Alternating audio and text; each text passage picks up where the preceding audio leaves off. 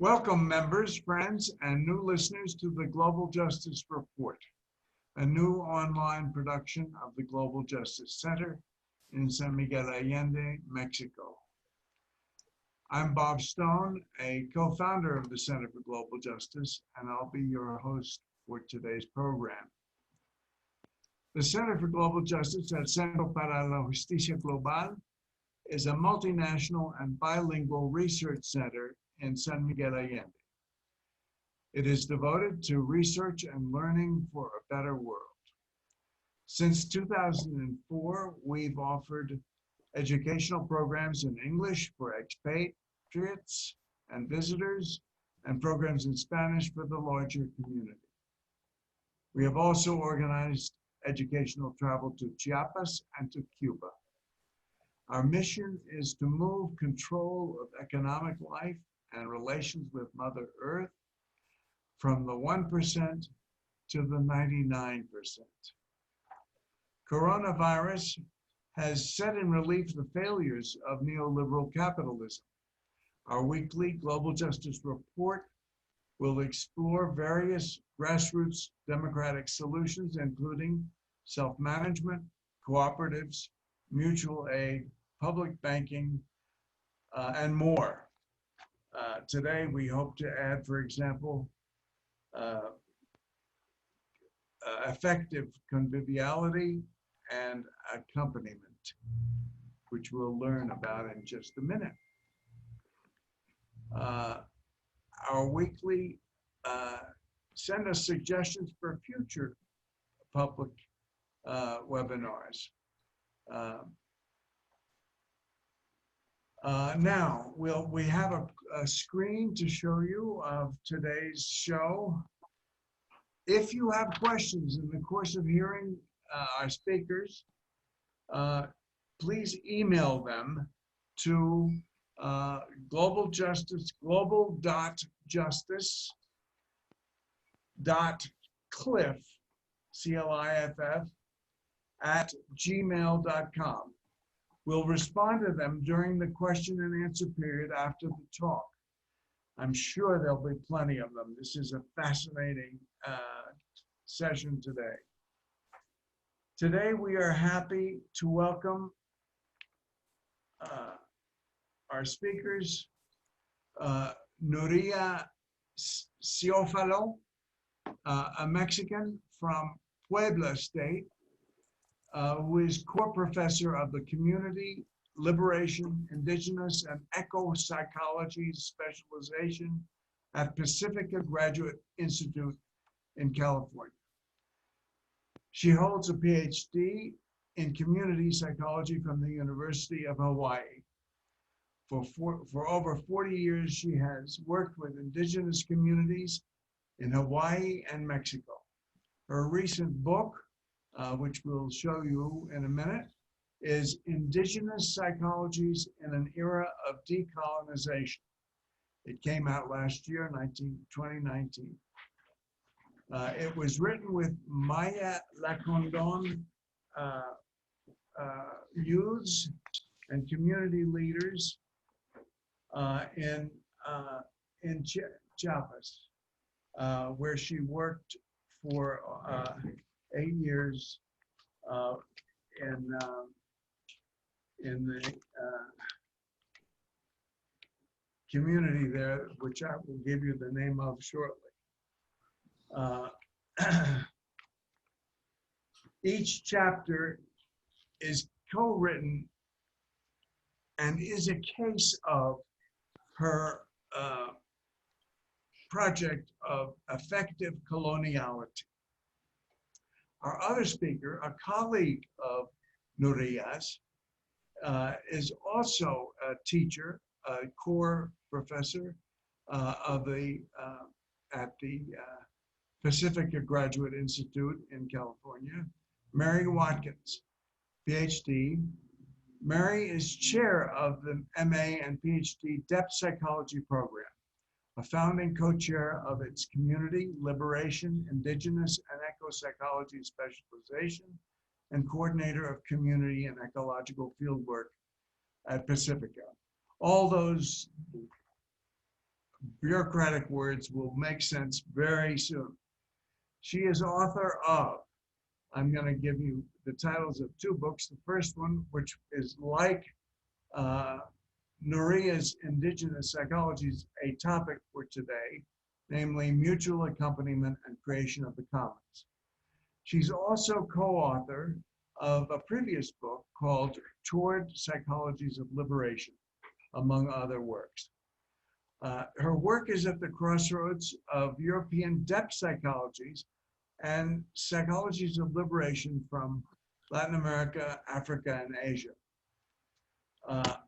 I'm going to now begin to set the scene, and I'll recognize either Mary or Nuria, whoever wants to go first. But I wanted to give a little introduction to them to give you a sense of their very important pioneering work. I say pioneering for reasons you'll see shortly. There's been a long debate in those who want to change away from colonialism, imperialism, racism, and capitalism about where to start, with ourselves or with the world. Huge debates about that. And what we have here is both, is the answer that both Mary and Nuria will give us. We who desire radical change away from these systems have habits that support them despite our best intentions, and that will be hard to change. So there's no way to meet the challenge of changing the world without changing ourselves. The metaphor capturing their project is that of a shared journey. As you will see if you read their books, each chapter of each of them has a strong autobiographical aspect, in as much as they have lived the doctrines they have developed and speak from having that experience. Their books convey not just theories or goals, but personal experiences of affective conviviality, in the case of Nuria Ciofalo, and accompaniment in a journey, in the case of Mary Watkins. They can advocate to us the revolutionary practices they describe for dismantling the systems they address, because their books record their own efforts at that dismantlement as they experience them with their compañeros in the field. So I'm going to turn now to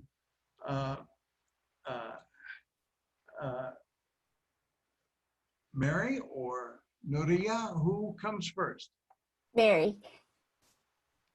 I just want to say one thing about these two strategies for both living and changing the world. They come from sharing a situation of being oppressed.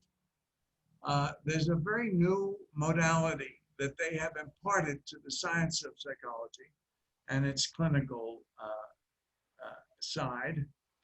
That is that the model of not a helping, as in the helping professions, but solidarity.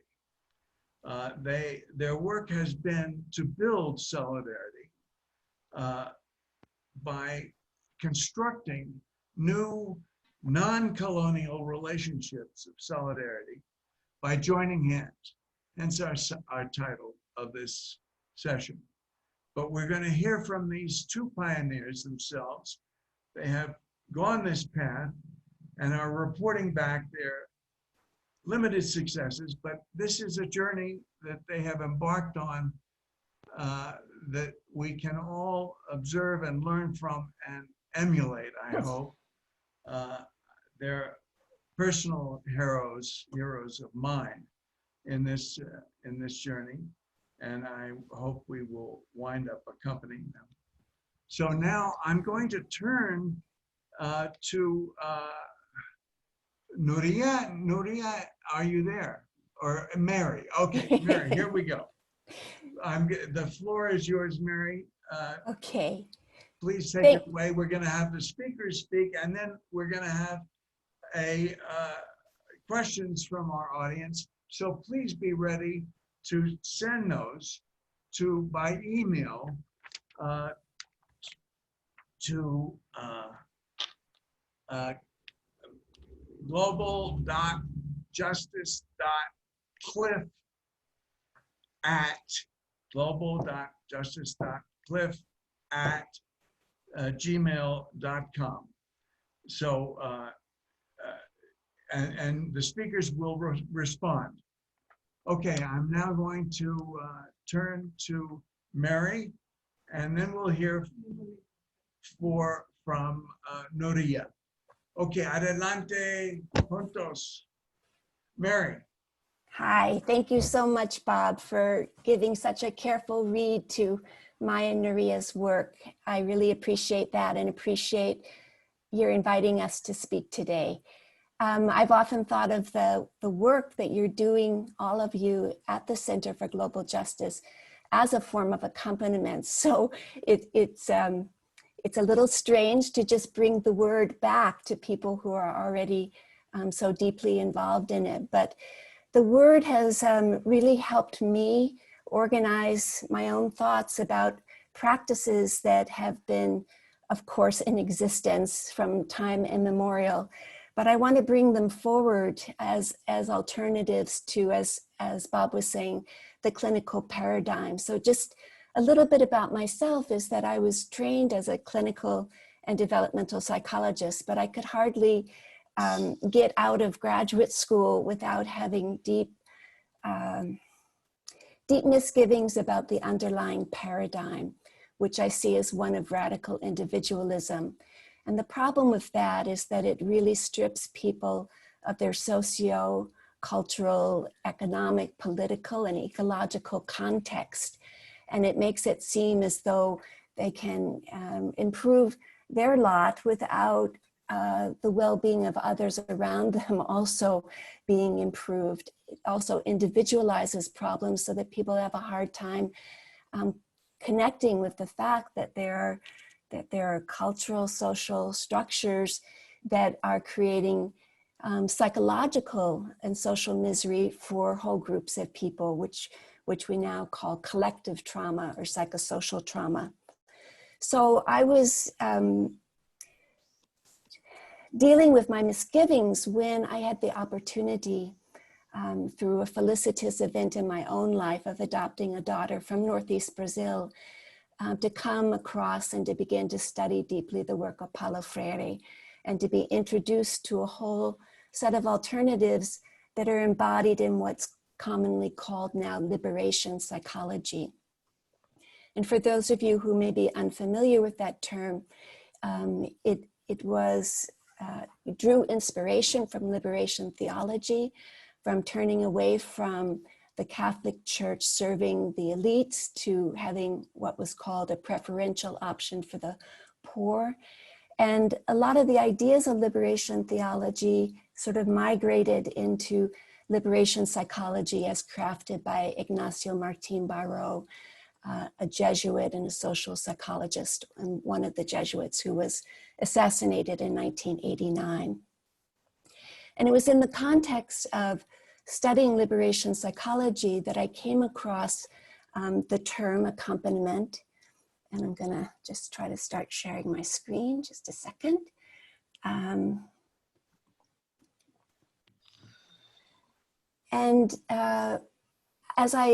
As I found this term, I discovered that it was being used in really a wide variety of context. Just a second. as diverse as social medicine, peace activism, human rights, pastoral support, social psychology, animal rights, and liberation psychology.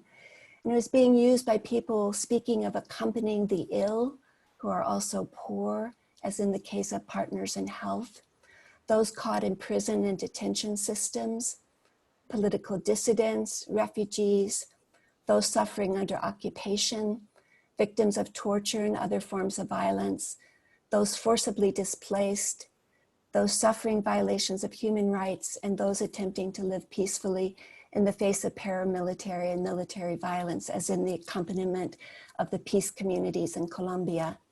In countless other situations of human and environmental duress, accompaniment is engaged in without recourse to the term.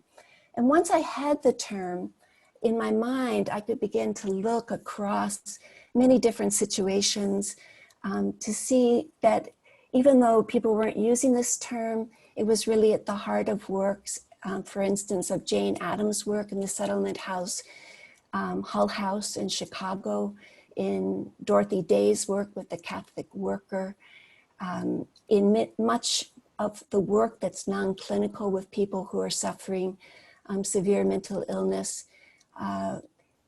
And so I thought, well, this is a way of being, really an orientation to our relationship with others that needs to be brought forward and underlined.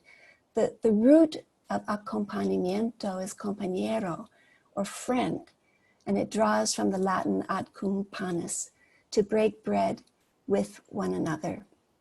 And it's always been expressed beautifully for me in this painting by Tamayo called Diálogo. My favorite description of accompaniment comes from Paul Farmer, a man I deeply respect, who co-founded Partners in Health and refused the idea that people who are poor could not receive first world health care.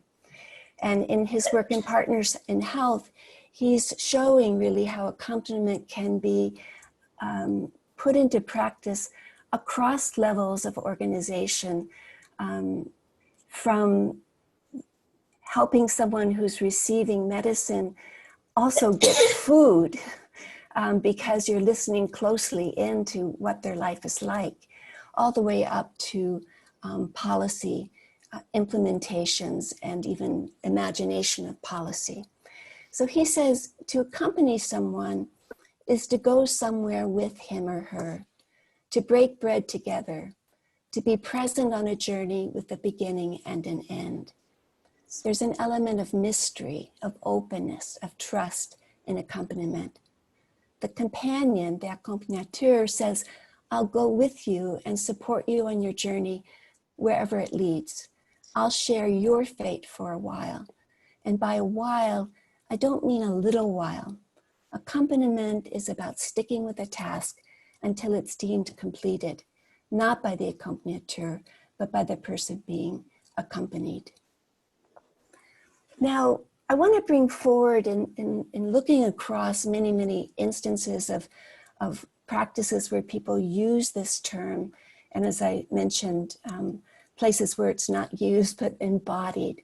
I want to bring forward a kind of crystallization of some of the principles of what I'm calling eco-psychosocial accompaniment. Now, I want to distinguish this from what I'll call existential kinds of accompaniment. We all accompany each other when a partner becomes ill, when a friend is going through deep trouble, when a parent needs help in their elderhood, a child needs extra protection. We find that our lives get reoriented and rearranged, really, so that we can be alongside this person. When I use the term psychosocial accompaniment, I'm including that, but adding to that an attempt by the accompanier to really study the history, the psychosocial, political, and ecological context that are surrounding the circumstance where you're invited to engage in accompaniment and in mutual accompaniment. In my mind, one of the flaws of Western psychology is taking people out of history, labeling them, and then intervening in terms of the psychodiagnostic label they've been given. And when we do this, we lose this psychosocial understanding of what they've been through. I'm adding the word eco here because another fatal flaw of psychology has been to try to understand people as though they were not living their lives rooted in particular places that not only have histories, but environmental now challenges in particular. The second principle I want to bring forward is of being invited, of not assuming that your presence is desired. And I really learned this very clearly from the Zapatistas in Chiapas when I was on a human rights delegation there, and they said, thank you very much for coming. We're very happy to know that you want to learn about Zapatismo, but we don't want you to stay past the period that you've been invited. We don't need your help here. We need you to go back to your own country and work on the conditions there that make our life here more difficult. I think particularly people who are white and who have a lot of excess privilege presume that their presence is desired, but oftentimes it's really not. It's an intrusion. So that's a first place to start. Then we want to aim for horizontality, for being alongside others. But it's not so simple because oftentimes we bear power differentials by virtue of our race, our ethnicity, our level of education, our professionalization, whether or not we come from the United States, etc., that can make this almost or impossible. And so we need to be engaged in a continual praxis of reflexivity and of really listening in closely to how our presence is received and whether it means to others what we may naively think it means to them. And that is sometimes we may be borrowed for our privilege in order to be able to have access to certain resources. We may be thinking that we're building a kind of horizontal relationship, but actually we're falling far short of that. Another principle I call reverse osmosis. And a lot of our social situations are set up to disallow or to make it very difficult for us to bear witness. For instance, in my own situation, I've been working mainly for the last 15 years with forced migrants and have had to work very hard to get into detention centers in the United States. And I would call this reverse osmosis because while people are obviously trying to flow out of that situation, in order to engage in accompaniment, people often on the outside need to take a lot of pain to get into the situations where accompaniment is being asked for. And this means being really attentive to the borders, both visible and invisible, that are erected in our communities. And I'm sure in San Miguel, as in my own community of Santa Barbara, you have many immaterial borders that make it difficult to really join in solidarity with others, and where they're only dissolved in time, over time, through continuing efforts to build relationships. But those relationships allow us to have our feet planted in a different place from where we started. And the Brazilians have a beautiful way of putting that. They say the head thinks where the feet are planted, so that we may conceive of things that may need to happen, but without being actually in the particular local situation, talking with people and developing relationships. We would really be quite naive about that. And to talk about that, I think often of Freire's differentiation between cultural invasion and cultural synthesis. He would critique those coming from the outside who had pre-made solutions to other people's problems with very little or no awareness of what's going on in the situation. He describes cultural invasion as people acting from their own values and ideology. Their starting point is their own world, and they invade the world they enter. They believe their way is superior and foist it upon others. Those who are the object of this action are not consulted, and they're seen as inferiors. And sadly, this sort of attitude or orientation of cultural invasion has been an ingredient in many quote unquote development efforts that are part of ongoing coloniality that we need to try to understand and differentiate how we're proceeding.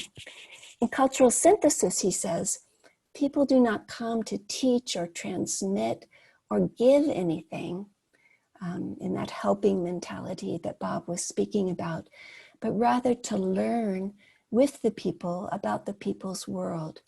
There's a synthesis of their worlds through efforts at mutual understanding.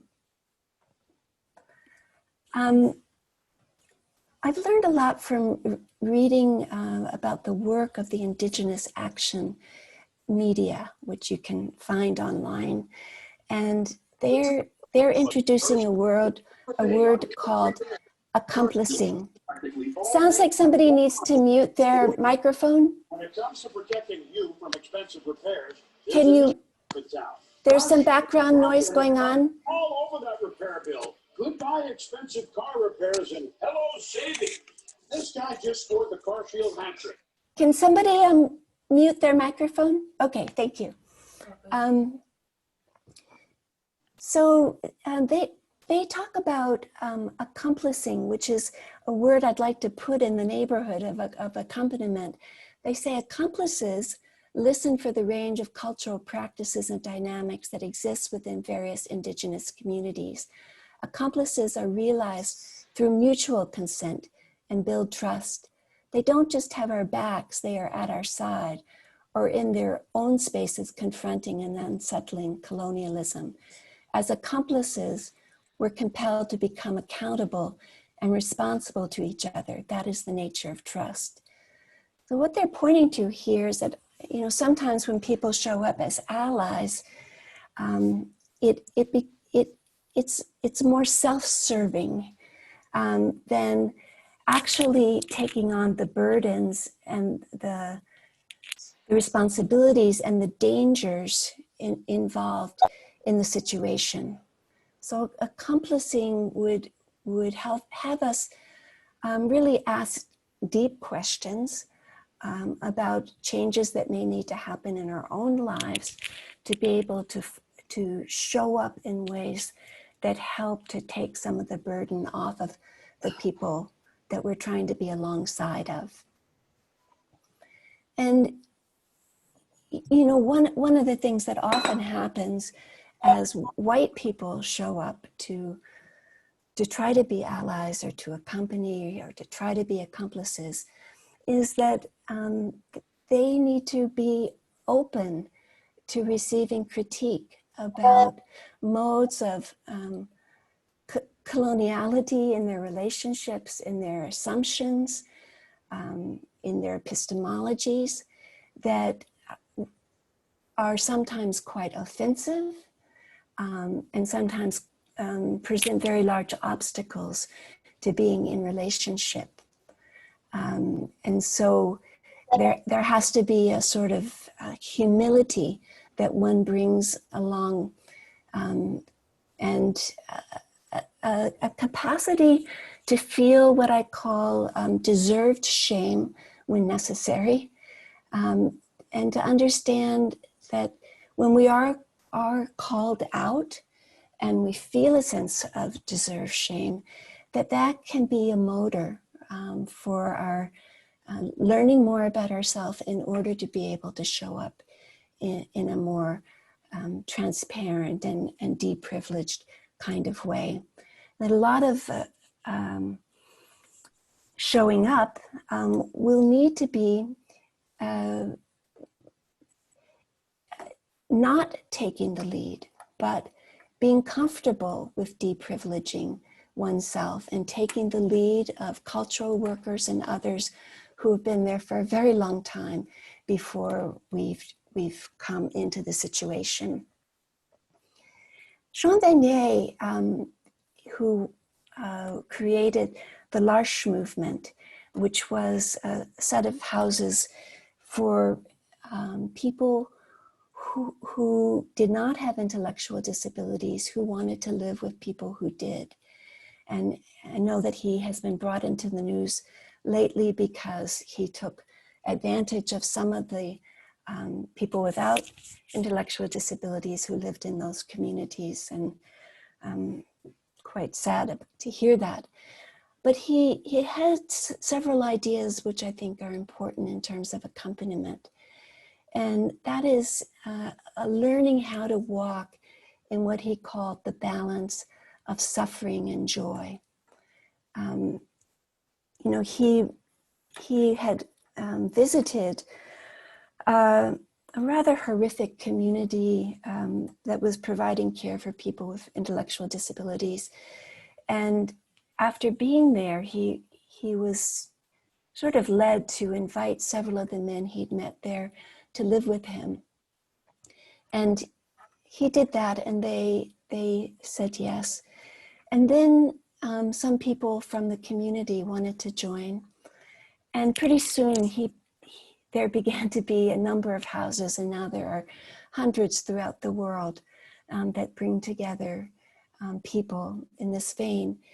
And he said that for him, yes, there was a lot of suffering involved in what he witnessed and was part of, but there were also levels of joy that he had never been able to anticipate in his life, that had to do with learning to live together.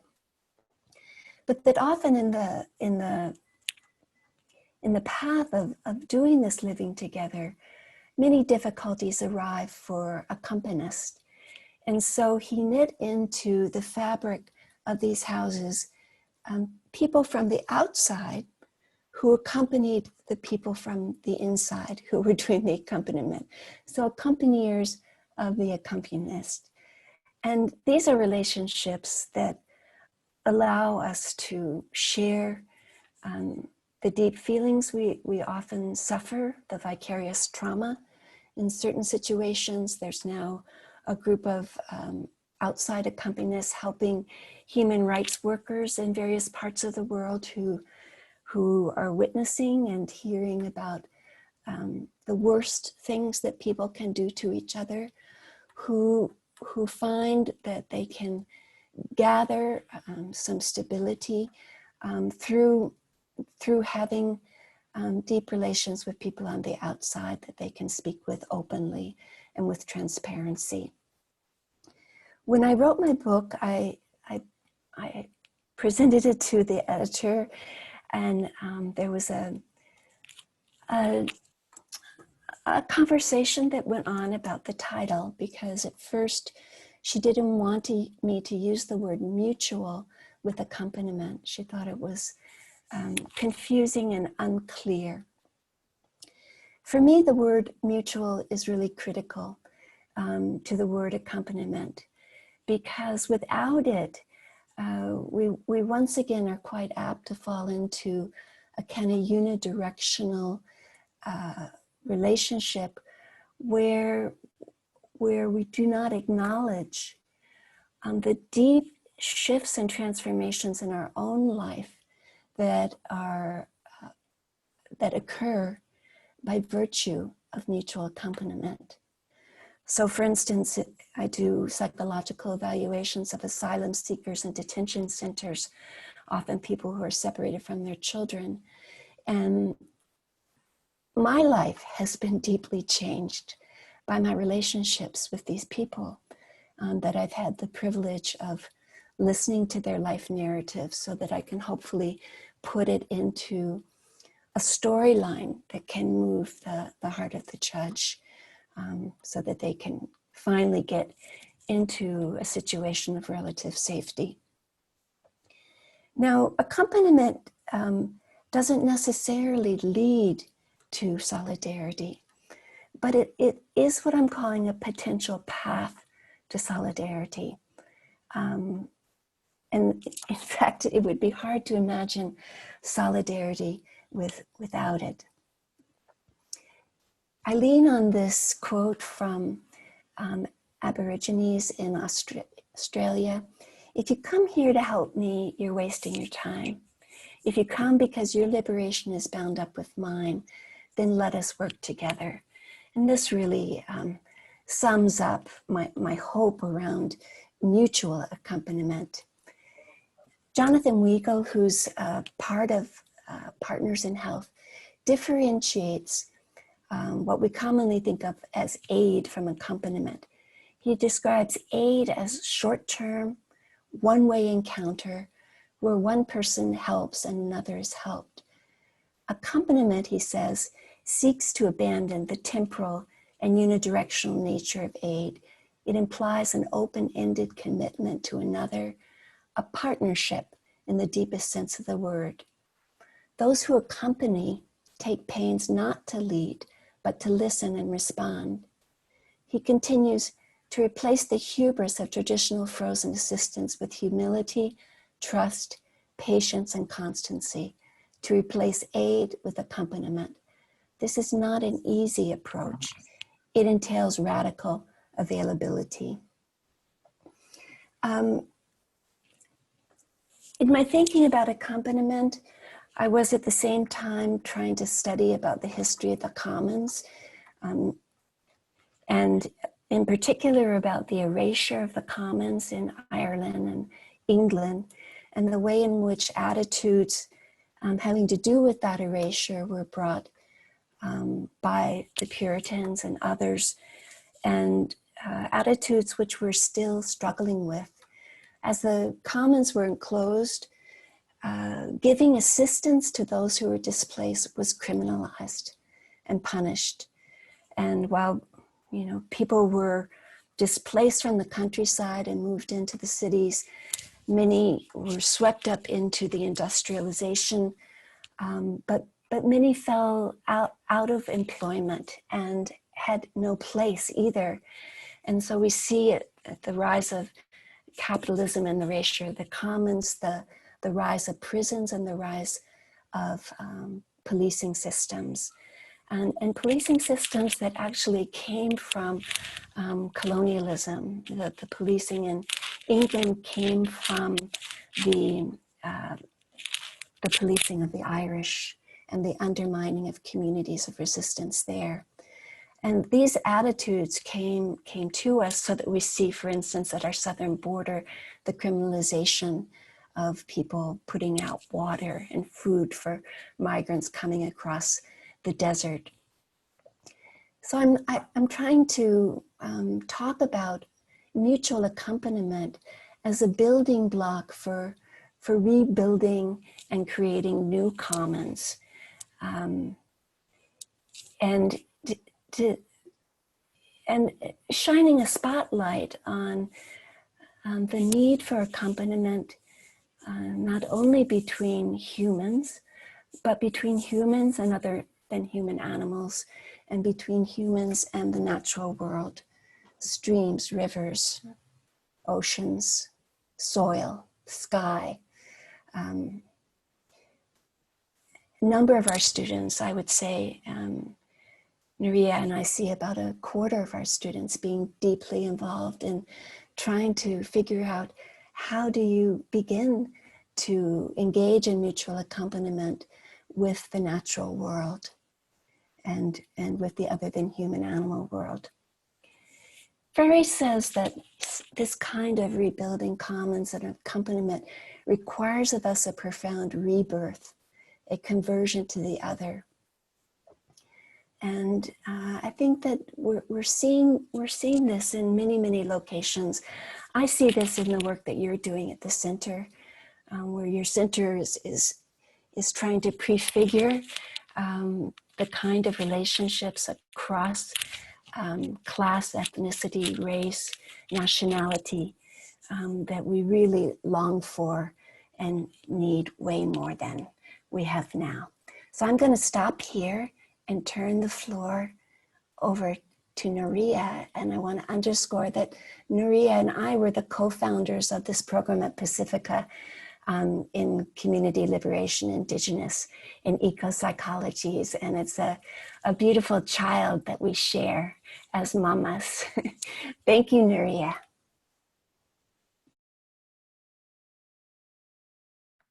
Thank you very much, compañera Mary. I have to share that I have had the privilege to be with you for now almost 10 years, I think a little bit more. And I have experienced really in my skin, I think in my body, in my guts, like the Hawaiians will say, your accompaniment as you expressed it today. Gracias.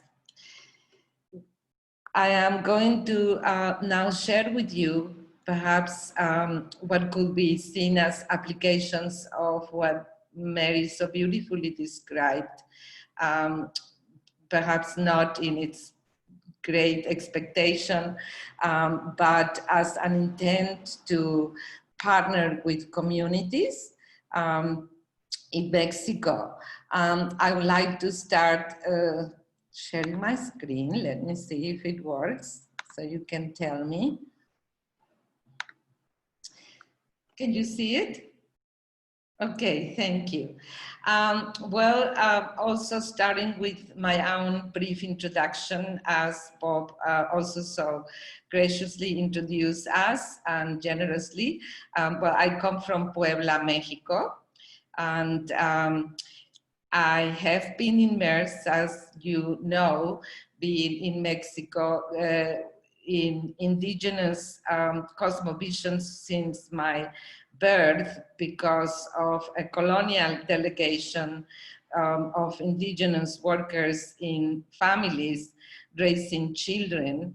And I actually learned to love my indigenous mother more than my own mother. And when she passed away, which I had the fortune to experience with her, even being far away, and since a long time, while I was in high school, I told her that I will devote my life to work for indigenous communities and bring as much as I could justice along the way, if possible.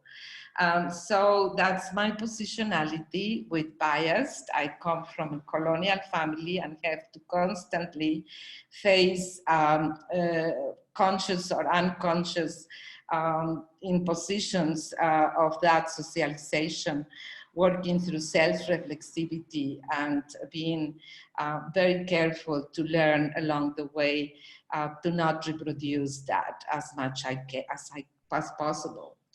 So committing to learn from indigenous psychologies has been a way for me to try to build the road de otra manera, and learning from their cosmovisions and building affective relationships and partnerships.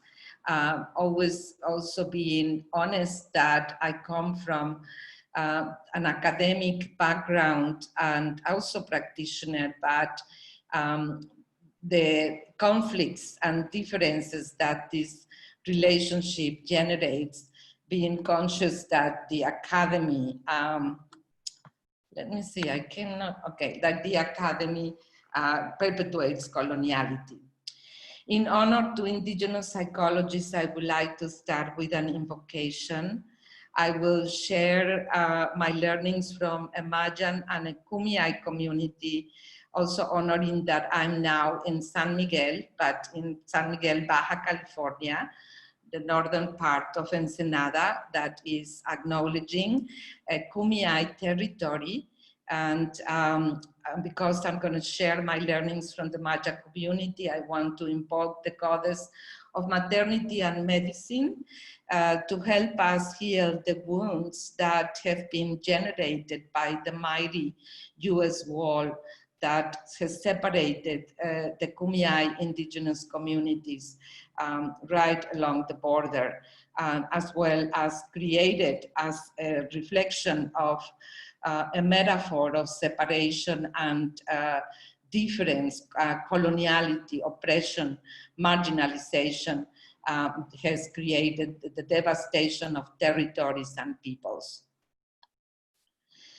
I like to start also acknowledging that the difficulties that we're facing in Mexico originated in the colonization process that has now turned into modern manifestations as coloniality, like the epistemologists of the Global South call it, creating a colonial difference along the way that, that views other than Western ways of thinking, knowing and acting as inferior, barbaric, primitive, that need to be civilized and indoctrinated with the real truth and the real God. So this ongoing struggle still continues up to now, evidence in the coloniality of power coined by Aníbal Quijano, as well as manifested in all our existence, really in our feeling, acting, thinking, being in this world.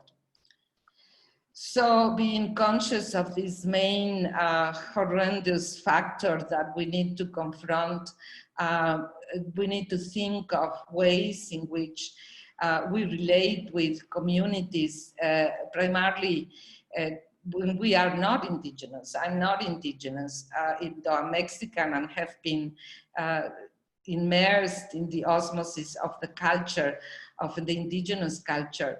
We have to be conscious of creating decolonial efforts that consciously depart from Euro and US-centric now impositions on epistemologies and praxis. Being aware, like Boaventura de Sousa Santos describes, the constant abyssal thinking that places the legitimized superior knowledge on one side of the line, while making invisible, non-existing, all what doesn't, that what is not compatible with the Western ways of thinking, acting, feeling, etc. Learning from indigenous scholars around the world and indigenous psychologists that have emerged from different places, primarily also from the Maoris in New Zealand with Linda Tuhibai-Smith, who viewed research, Western research, she stated, is the dirtiest word in the indigenous vocabulary, that has been used by anthropologists and economists and political minds to oppress and extract the territories and knowledges of the colonized peoples. So she invites her Maori community to research back, to talk back to the empire, and direct the efforts, not just to deconstruct coloniality and be stuck there, but to center the indigenous ways of knowing that entail their own methodologies instead of you know, subsuming to the impositions of the Western hegemony. Then we be aware that Western intellectuals have renamed their territories, have filled the gaps of understanding, not learning the languages and cultures that where they settle and occupy, not learning the language of those cultures even. They try to fill the gaps with traveler tales and fantasies that confirm their so-called superiority and white supremacist. Then they disregard the indigenous methodologies that are based on their own cultural protocols, values, and behaviors. So if we really commit to act as decolonial partners, then we have to constantly make a commitment of relational accountability, as Sean Wilson, an Indigenous intellectual from Canada, states, where we bring the results back to the community and they decide what to do with them. In order to create pluriversality and to fulfill the call of the Zapatista invitation to create a world where many worlds can fit, un mundo donde quepan muchos mundos, we have to learn from other epistemologies and be, as I said, constantly in self-reflexivity. If we come from the academic field, that the academic disciplines have had a deep complicity to maintain coloniality up until now, that they reproduce and maintain it. The learnings from the epistemologies of the Global South, particularly from the late Latin America modernity coloniality, decoloniality movement, embraced by committed activists and scholars, invite us to practice epistemic disobedience and to center the knowledges of our indigenous peoples in our own continents, places of origin, as sources of knowledge that really bring us the alternatives to modernity that are there needed, instead of modernity that exists at the margins of the system. So the way that I started connecting with and partnering with indigenous communities to learn from their psychologies started with a deep interest on understanding their own definitions of community empowerment, becoming a community psychologist, similarly to Mary's pathway after having been a clinical psychologist and actually trained in Europe. Coming back to my country in Mexico, committing to work in indigenous communities and realizing that what I learned wasn't applicable in those communities. First of all, it wasn't working. What I learned was totally strange, like German philosopher called Wangler calls it strangification, when we impose learnings from one culture into another. They become absurd, ridiculous. And that's how I was feeling, trying to apply what I learned in communities, in different communities in Oaxaca, Chiapas, Puebla, and Baja California Norte. I started first in San Miguel Sinacapan in the highland of Puebla, learning from mentors who have accompanied me throughout a long journey, professors at the University of Puebla, Eduardo Almeida, who is a Mexican psychologist, and his wife, Maria Eugenia Sanchez Diaz de Rivera, a committed sociologists who have truly demonstrated their presencia in this community for over 40 years, truly committing to accompany them in building organizations and struggles that have radically changed their lives. So I learned from an organization that built there and called PRADE, Promotion of Rural Animation and Development, participating in assemblies, constant assemblies, organizations that they built along the road, and learning from them what it meant. Then those learnings I brought into my relationship with the Mayan Lacandon community, Lacanja Chansayaf, that is anchored in a pyramidal triangle in the southern eastern state of Chiapas, in the within the largest biodiversity rainforest that exists in Mexico, the Lacandon Rainforest in the triangle of the pyramidal complex of Palenque, Bonampak, and Yaxchilan.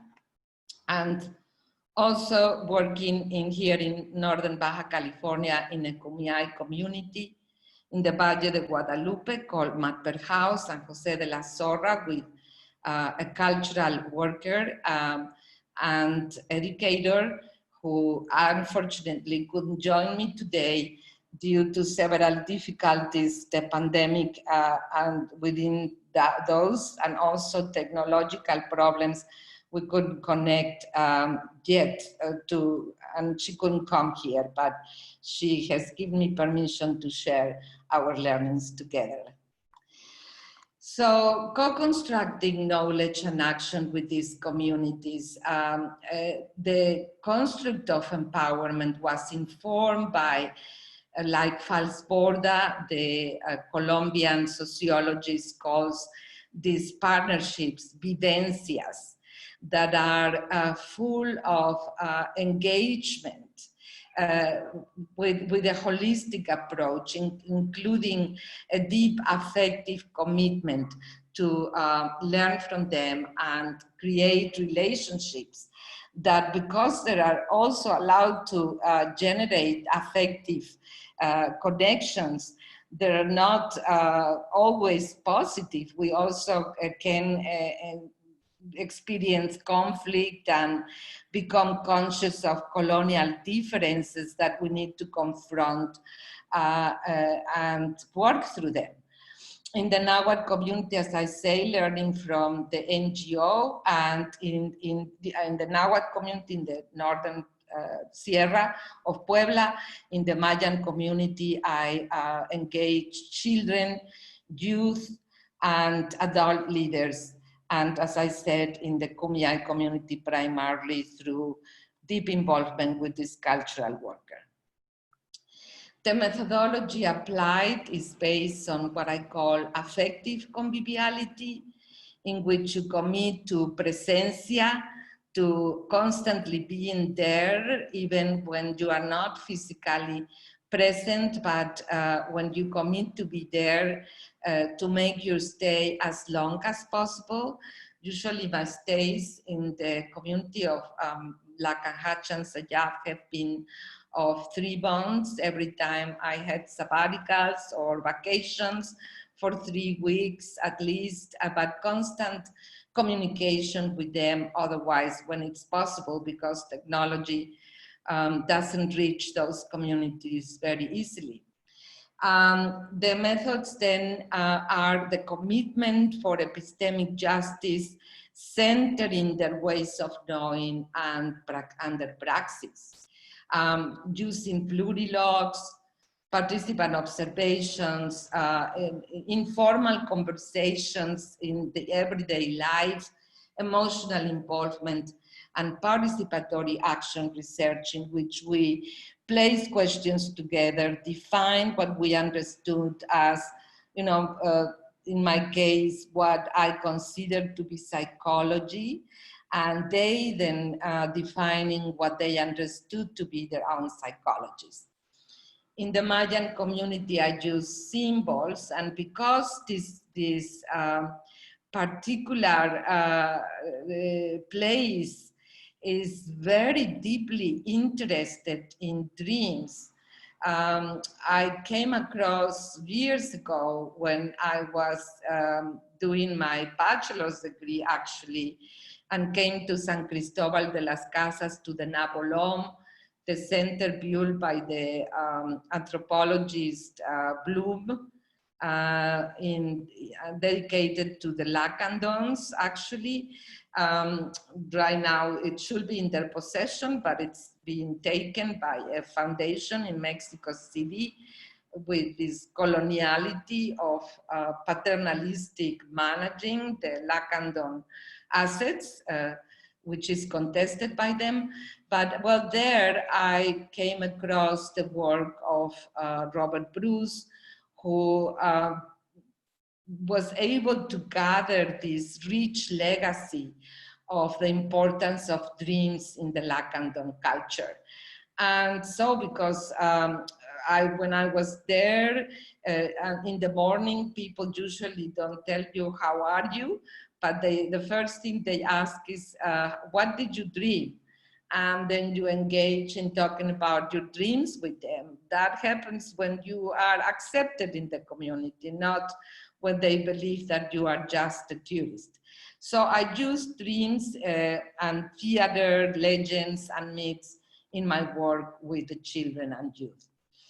In the NGO of San Miguel Sidacapan, I learned that the main definition of empowerment was based on what I call the cultural religious empowerment, that it's all driven as popular power to preserve their culture. For instance, there is a very, very sophisticated organization going on throughout an entire year to prepare for the main fiesta every year, dedicated to the Saint San Miguel, where dances and songs and other practices, ceremony practices are being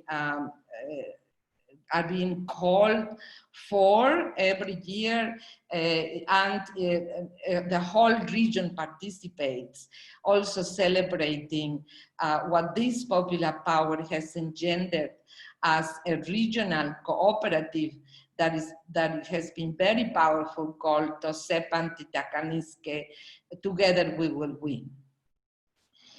In the Mayan Lacandon community, you know, as a community psychologist, when you enter a community, what you learn to do is one of my favorite theories that I learned from my professors in Hawaii, Clifford O'Donnell and Kathy Wilson, and Tharp.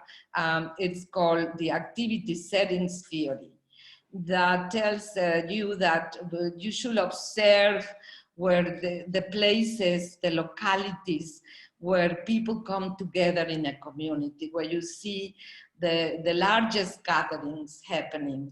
And of course, in a small community like Hatch and Sayab, all social life centered around the only one school that exists there, the elementary school. So I hang out there observing what was going on, and saw that there were only 2 teachers serving almost 100 students. And also I offer my services to them. As said, I am a psychologist, and if I could be of service, I think I didn't finish saying the sentence when they already brought 50 students to a library that they had there so that I could work with them. I brought the children together and created a dream circle where I asked them to share their dreams. And a beautiful story then emerged, weaved together by the children based on their dreams, where they shared that the god of death, Kisin, appeared in their dreams, and he brought his ghosts and brought trouble in the community. So people were fighting, and they separated. The river crossed them and separated them in 2 different communities. So they came together and built a bridge. and they decided to blow their lungs, their mighty lungs, really, really strong, so to blow and send the ghosts away.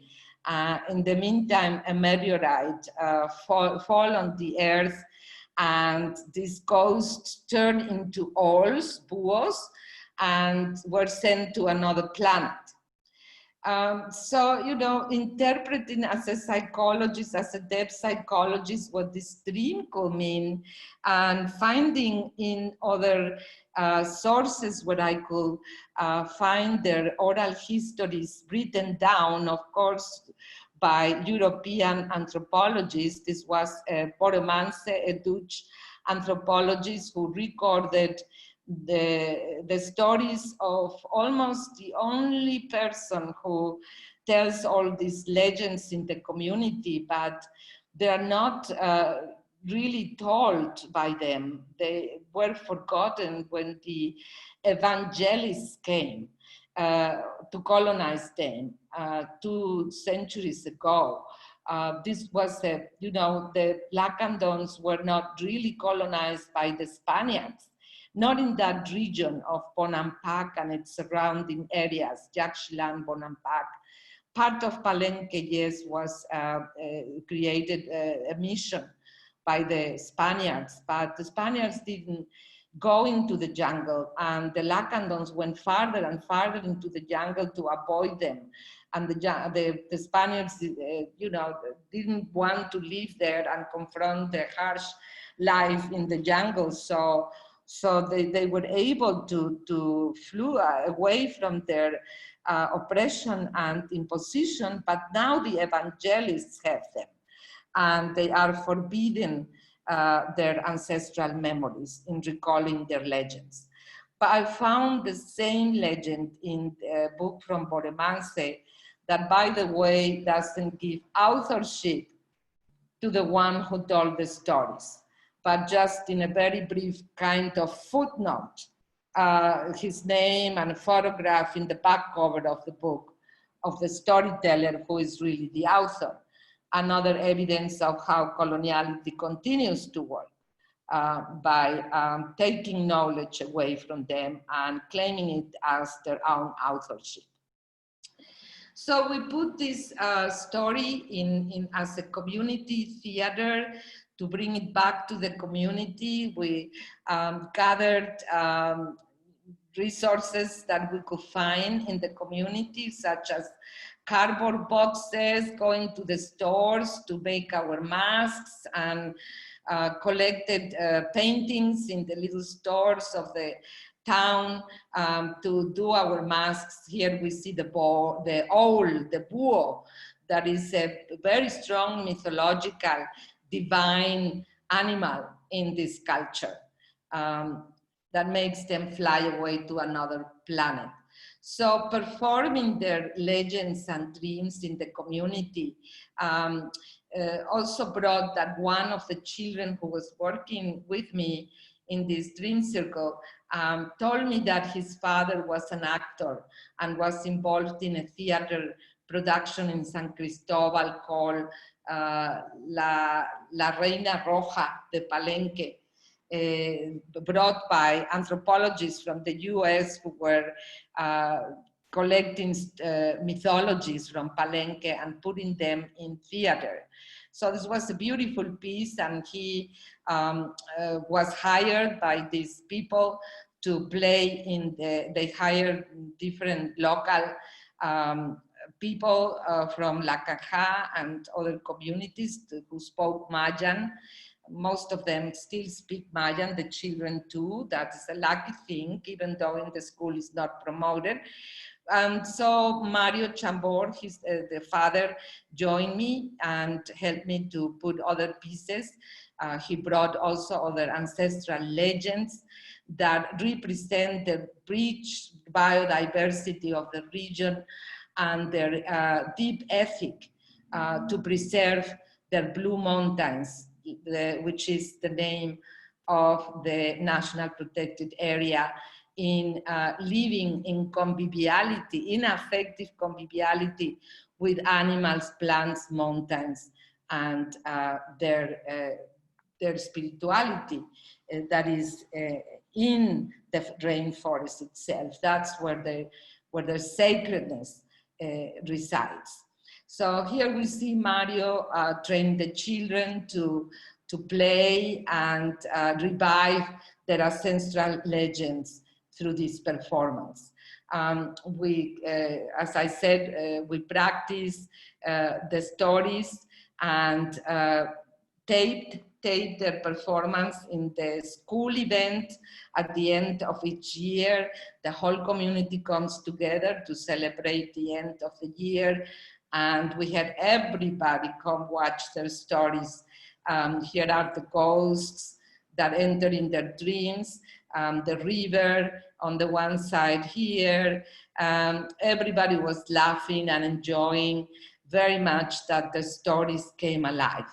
Then Mario's story really is a testimony of raising their voice for ecological justice, showing us how to live with animals in the rainforest, monkeys, frogs, mountains, rivers, and respecting them, living in harmony with them. That was the main lesson of the story.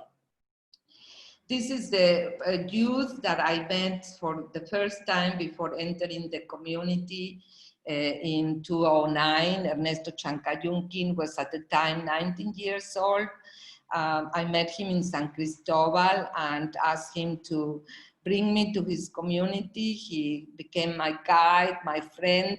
I remember climbing with him the Bonampak pyramid and sitting in one of their beautiful murals, the temples of the murals there, and Ernesto going into deep reflection and telling me, we started talking about dreams, and then he told me his main dream was to become an engineer of resource management, natural resource management.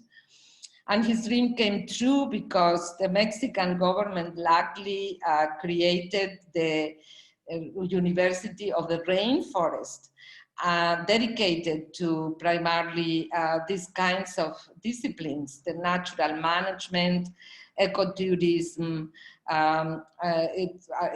preservation of the biodiversity, ecological sustainability are the areas that are being taught there, and many youth are now earning degrees. Many years later, about 8 years later, he shared his thesis that he brought to earn his bachelor degree, and now it's in a chapter of our book. That's where we published it. Also, Mario and I went to Miami in 2013 to a conference to share our work, and there he had a dream in 2013 that he wanted to write a grant proposal to receive monies to create festivals, cultural festivals each year that can promote and bring back the dances, songs, stories, arts and crafts of his people, and create resources to fund an indigenous school that is based on their own epistemologies, cosmovisions, and language, because as we know, Mexico doesn't promote the indigenous languages in the school, and the children were not allowed to talk Mayan. Indeed, they had teachers who spoke Mayan, but a different kind of Mayan, not Lacandon Mayan, Tzotzil or Tzetzal Mayan, and they couldn't speak it with the children. So those are maneuvers from the Mexican government to erase the indigenous languages. Well, 5 years later, with perseverance and solving community conflicts and mistrust, they were able to receive some funding to do whatever they wanted in their community, and they used the funding, similar to San Miguel's in Acapan, to do this festival this cultural festival full of ceremonies that brought different communities together and honored their culture and their resources. This was to me, again, an evidence of the presence of what I call cultural religious empowerment that is based on popular power to promote their own culture and spirituality. Now I'm gonna end just reporting about the Kumeyaay community with whom I work through my relationship with Arcelia Aguila Melendres, who is a Kumeyaay cultural healer.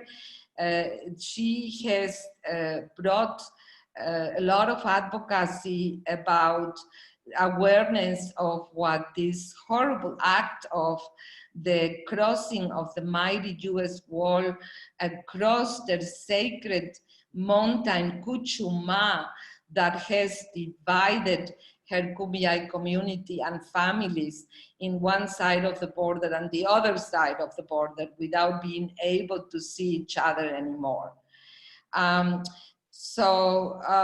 Here we see the mighty border going across the Kuchuma, as well as, I don't have a picture of the one that truly cuts the mountain. It goes around and cuts the mountain also there.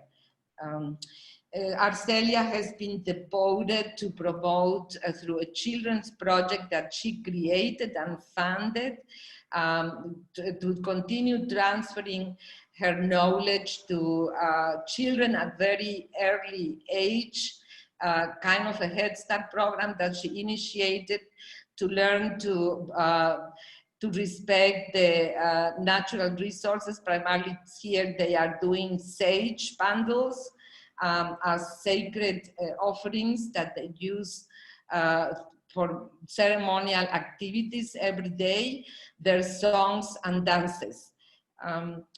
And to continue the practice of basket weaving that they consider to be their books that contain the legends in the symbols that we see. Whole legends are weaved in these baskets. So the children, she's bringing this knowledge to younger generations that they continue weaving baskets as they learn the legends and stories that are then preserved in the baskets as their own books.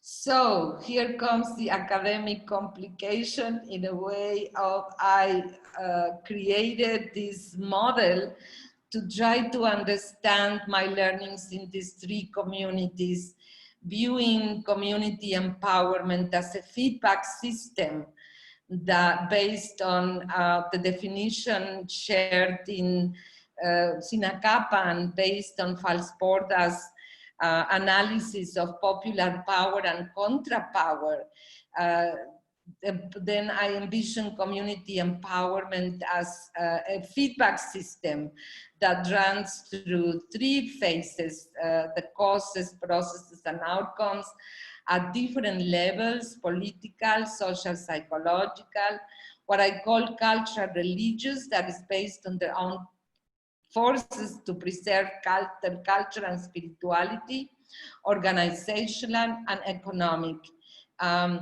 So I found that their main energies in popular power runs through the cultural religious empowerment to preserve their culture through ceremonial activities that bring the community together, that promote community cohesion, heal conflicts that are generated by the harsh impositions from the external environment, neoliberal policies, NAFTA, and all this racism that has existed for centuries, coloniality, and that allows them to create that contra-power against those forces that are constantly threatening them for erasure and epistemicide and ecocide. It is that popular power that is so strong that it can be also a metaphor for what Bisenor calls survivance, the survival and resistance that has maintained and preserved their cultures for so many centuries in spite of the huge threats, from which we can learn that present truly an alternative for ecological sustainability, holistic relationality, and harmonious relationships with each other, primarily putting nature as our sacred habitat. We have then created a video. I can send you the links of those two videos where Arcelia and Chankin Chambor, a leader in Lacandon leader, who actually has done an enormous work in the community, became a lawyer by his own means, and is a driving force there, where they both share their epistemologies that are clearly anchored in their respect to nature and their huge dedication to preserve Mother Earth. Also, youths from Lacandon, one of them made a movie to express her deep affection for her rainforest, and want tourists who come there to respect it. And the scholars now from the University of the Rainforest, who are also remaining in their communities, committed to preserve their dearest rainforest. These are then the young people who had graduated from this university and who became authors in the book, together with the adults I mentioned, Mario and Chankin Chambor, the actor and the activist lawyer in the community, and another adult woman who shared legends of the community. These remarkable youth have also band together across ethnicities, because some are Lacandons and others are Tzeltzales, and they created their own organization called Lacandonia to preserve their dearest rainforest. And I hope if some of the people who are in this audience may want to support them, because they are in need of funding, and we have been struggling hard to get them those funds.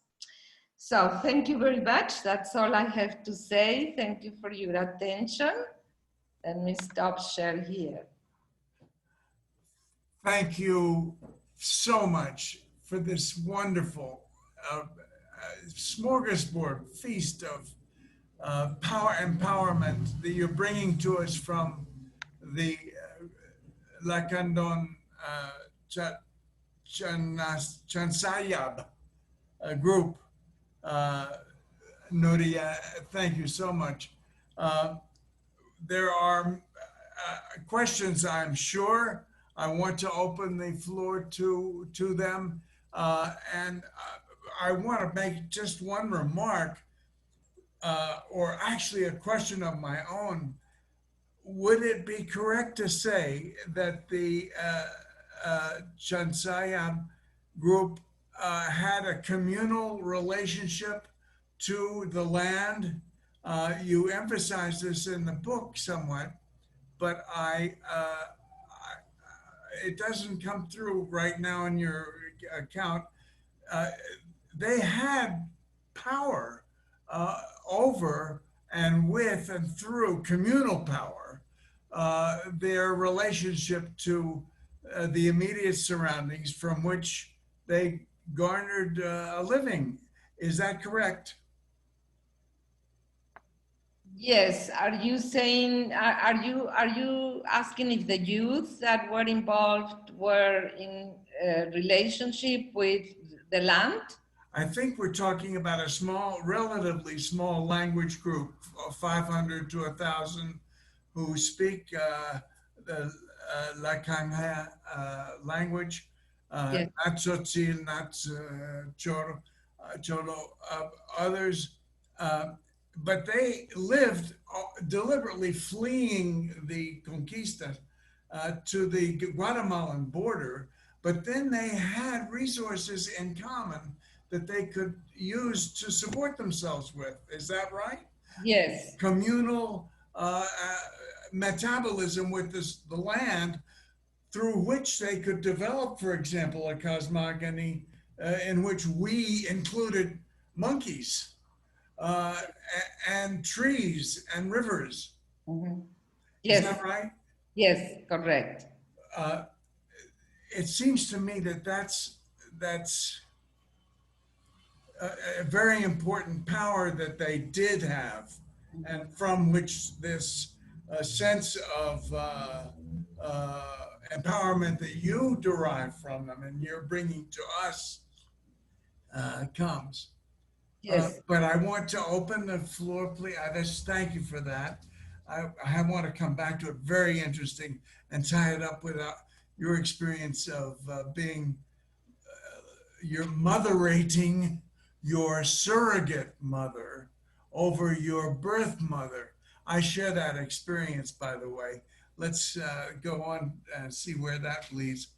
Are there other questions? We have other people online. Please come forward now and ask Mary and Nuria your questions. If I can just say a word about questions, we have several options on ways to present your question. What we had planned was that you would email your questions, and we would then read it or put your email up on screen display. That's one option still available to us. A second option is to use the chat box. Since we are on Zoom, you can write your question there in the chat box. And there are a couple questions there already, basically asking for references, which can probably be dealt with later. And the third option would be to verbally present your question. That is, your microphones are currently muted, but Bob can call on people who have questions that they want to present orally. And when he calls on you, you can then unmute your microphone. Now, the way to get that attention to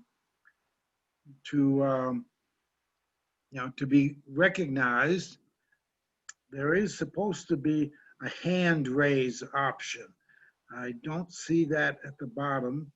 And so we have about 14 people here in the Zoom room. And if Bob, you put your screen on gallery view, you will be able to see Cliff? all of those people, and someone can visually raise their hand and be recognized by Bob. Cliff, I'm sorry, Cliff? Yes. Go ahead, David. I'm just saying, the hand raise, you have to go to those three dots on the participant screen, on the list of the participant screen. And if you do if you push the three dots, you'll find one of the options is raise hands. Might I suggest that we just raise like this? It's a lot easier. We can start. Yes. Some of us do Zoom every day. And Okay. Solo now option. I think I tried to activate the raise hand feature. I don't see it made any difference, but we have Patricia Huntington with us. We have David Barkin. We have Fred Evans. There's several other people. Sally Latch. If any of you want to raise a question, raise your hand or speak up.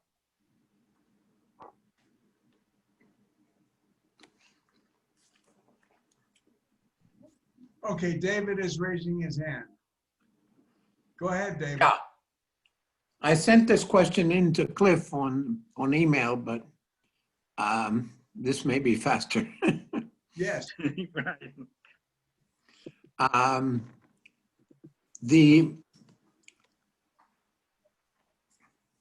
The notion of working with the communities in the Chiapas area is very,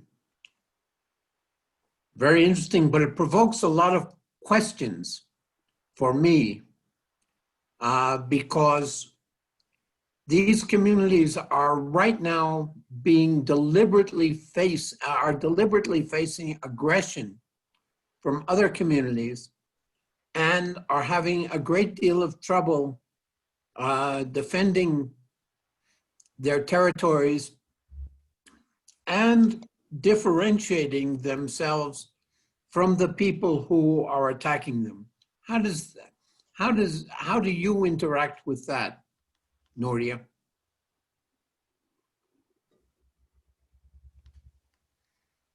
Oh, we're not hearing Nuria. Do we need to turn her on? Yes, thank you, David. Okay, start again. The question. Yes, it is an area of deep conflict. And actually, you know, the Mexican government has played a lot, of course, of this conflict by naming the Lacandons the stewards of the rainforest. They gave them millions of hectares under their charge and distributed them among the male elders of their clans. They are organized by clans. So when historically, the Mexican government tried to flee away of the land fights in other areas of Mexico by offering the peasants after the revolution to occupy the rainforest and get land over there, setting them the conflict of bringing them into the territory that it had been delegated to the Lacandones and putting them in struggle. Then the Zapatistas in the 90s gained their power and also are anchored in the Lacandon forests.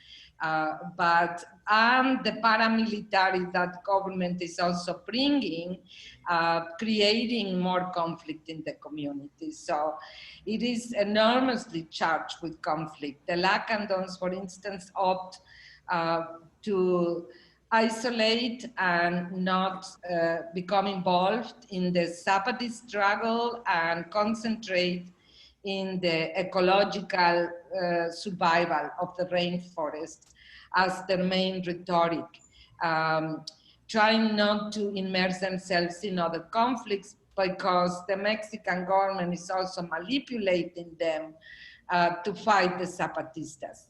So it is a huge conflict that, you know, I don't know how to solve through my engagement in this work, other than understand and respect the reasons why they don't want to mix with Zapatista struggles, although they are totally in support of what they are, you know, fighting for, because it's the same struggle, but they are afraid that that they will lose their land. So they are also, some of them, conscious that these are manipulations that the government is doing themselves. My hope has been in the youth, you know, to band with them so that they create interethnic alliances like this organization they built, that they work together, that you know, they see other alternatives, embracing the struggle of Zapatismo because it's their struggle, but naming it perhaps differently to avoid the intertribal conflict. So I put my hope in these youth that I showed you in the last picture. They are overcoming these interethnic differences and engaging in discussions about what role to play, supporting Zapatismo, but maintaining in a way their own work anchored in the protection of the environment and their ecological and cultural sustainability. But I don't know how else to answer this very complex question. And what do you suggest, David? You have been working in this area also. What would you suggest? David? Well, actually, that's going to be part of the subject of our presentation in the same series on, I think it's called First Peoples Day. Is that right, Cliff? That's right. On October 12th. Yeah. So, but to give a shorthand answer and to tease people to maybe come back, the real answer has to be that you have to go beyond the cultural and the environmental contacts and the psychological aspects that especially Nuria has been talking about, but Mary was talking about also, to build a viable economic community, to build a viable economic base that allows for the strengthening of the political ability of the communities to negotiate on a larger scale. Right now, the problem in Chiapas is very, very complicated because the governor actually wants to reappropriate the lands of some of the communities that you're talking about, Nuria. And so that makes things a lot more complicated. In the other area that you're very, very familiar with, Nuria, this process in Tosepan, in the Sierra Norte de Puebla, this process has been very, very successful, and they have increasingly managed not only to become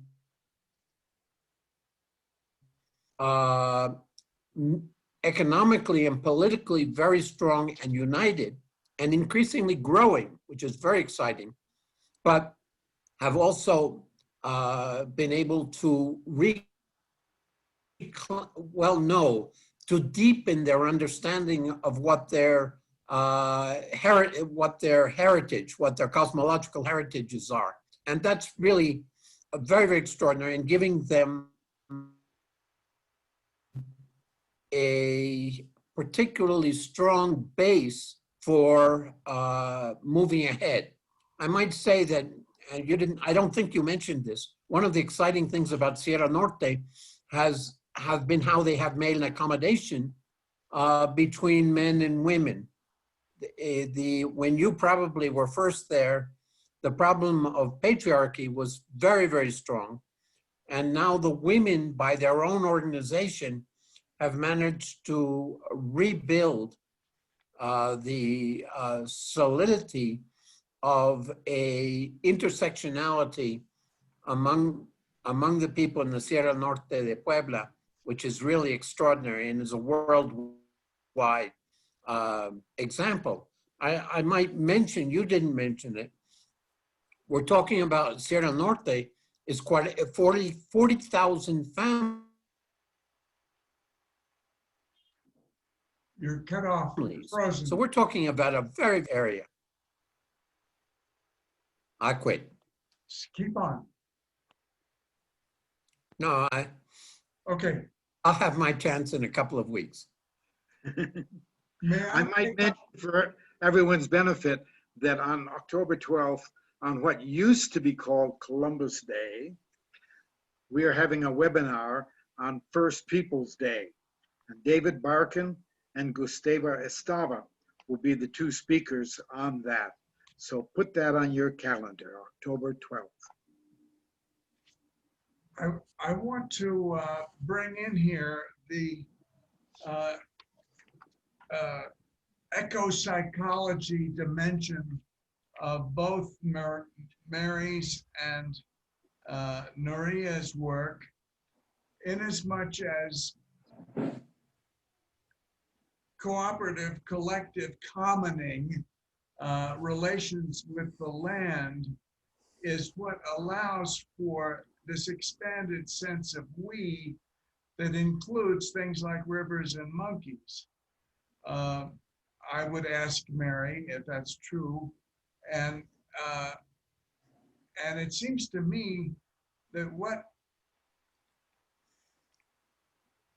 Nuria and I went looking for in our surrogate mothers was precisely the affective conviviality of belonging and being entitled to have one's needs met. But only a community that does dispose collectively of its resources for reproducing life can assure newborns that their needs will be met. In a sense, maybe I'm asking Nuria, were we as abandoned to our surrogates looking for that felt belonging, that affective conviviality of emotional bonding, when in a culture in which you don't have a right to have your needs met because you must work first for someone else to be entitled to have your needs met. I'm advancing that to Mary as an explanation, tentative hypothesis for why psychology provides the relation to the land, to the resource by which needs could be met, that completes, as it were, the circle of the various disciplines: Indigenous psychology, liberation psychology, eco-psychology, that you are writing as chair of this impossible but beautiful department.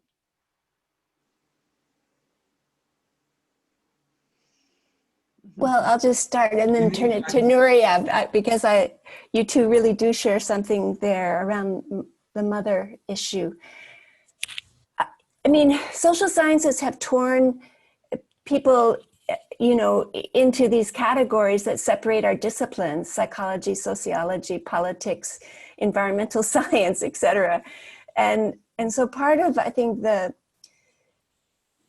movement for eco-psychology is to regain a relationship with what we are already in relationship with, but have so marginalized that it's been very difficult for people to claim. And initially, eco-psychology was quite focused on turning to nature to heal us as humans. And now it's quite clear that we have to be equally, if not more, attuned to how our relationships to nature have created such catastrophes for animals, for human beings, and for aspects of the non-human world. So this effort in our impossible title of our specialization is to try to signal that these things belong together.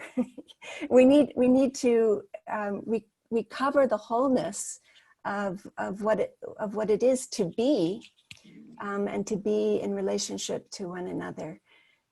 Over to you, Nuria. Do we have to be? Okay. Well, I will just continue what you said, because I think I don't know exactly what the other part is, but I can come back to that. I think that Mary we have had so many conversations in our specialization about the long name that we have, you know, and we have been in agreement that we needed to have all of these directions in order to address a holistic approach in our work. So that, you know, the indigenous psychologies and the eco-psychology are, for some of us, tied together. It can also become another orientation per se, but all the others are informing each other. So maintaining this holistic, iterative interaction of all the different areas that are integrated in our work. Then I don't know exactly the question about the surrogate mother. I mean, I totally understand the horrible injustice of these arrangements in Mexico, you know, the stability, the racism that indigenous peoples are domestic slaves in people's houses has to end, you know, this situation. So I don't wish for it to continue, but I think that that we exist in a country where we need to value the indigenous legacy as the first people of this country and learn from them and create there the affective relationship in a horizontal way, you know, instead of in the belly of the racist arrangement of domestic oppression and racism that we still have in Mexico. Cliff. Yeah, I have a question, if I might. The effort through mutual accompaniment to build horizontal relationships between equals who initially were not equal, perhaps, coming from different stations of life, coming from different professions, coming from different cultures even. Now, I think that the kinds of principles that both Mary and Nuria articulated can be very effective in doing that on the interpersonal level. But the question that I have is, how from that do you move to societal change, particularly where you're operating in a field in which there is immense power that you do not have access to, and that, I mean, the Zapatistas' way of dealing with that is basically to separate from and try to hold off the power of the outside capitalist state, and within their enclave to build the new kinds of more egalitarian relationships. But that's not always possible. Mary talked about the threat that occurs when the commons that had provided the base for a community's life together are enclosed, and the power from outside is taking those resources away. I've just finished reading Roxanne Dunbar Ortiz's book, An Indigenous People's History of the United States. There is a very powerful example of what happens.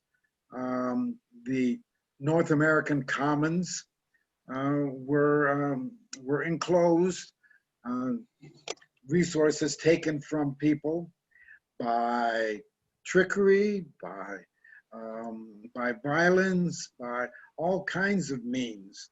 And communities, indigenous communities, resisted that, but their power was not as great as the power that was stealing their commons. And so my question is a general question, really, is certainly you can build in-group solidarity through the kinds of psychological and interactional methods that have been mentioned. But how do you withstand the greater power from outside that is doing its utmost to destroy that community? Well, you wait until it falls apart. You can't sustain a civilization on the basis of postponed, denied, and imprisoned need. You have to put all the resources available to the community to meeting that. Let me just give an example, add an example of another case where mothering is purchased under capitalism, that of a Turkish friend of mine who was raised by a Kurdish nanny. And she fell in love, motherated this nanny against the wishes of her mother, who was offended and hurt and jealous, as was mine for my hugging and kissing my African-American nanny.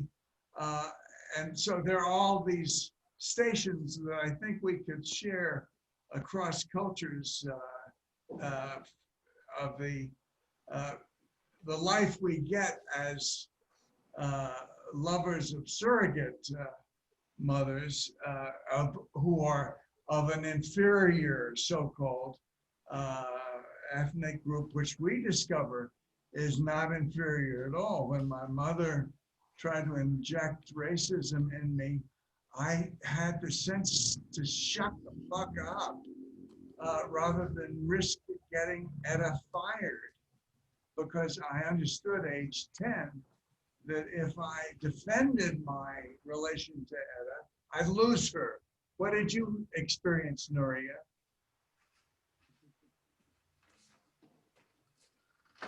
Yes, exactly that kind of dynamic that you mentioned, you know, a lot of conflict with my mother because of the evidence that that relationship with my other mother was stronger than hers. All these envies and, you know, the trying to instill racism in you so that you won't deviate from their socialization process. But 10-year-olds aren't racist, are they? Yes, but I mean, I think the question that Cliff posed is a very complex one, you know, and easy to lose hope once you always are aware of the huge societal forces that are happening, and those cannot be approached unless we organize and create solidarity networks to resist that violence. You know, it's acting into systems change and policy, like Mary also mentioned, from the personal accompaniment and the personal affective conviviality that is generated in learning to act against racism and against the neoliberal forces that are happening that are so humongous. If we don't fight it back and believe that that can happen, we're not gonna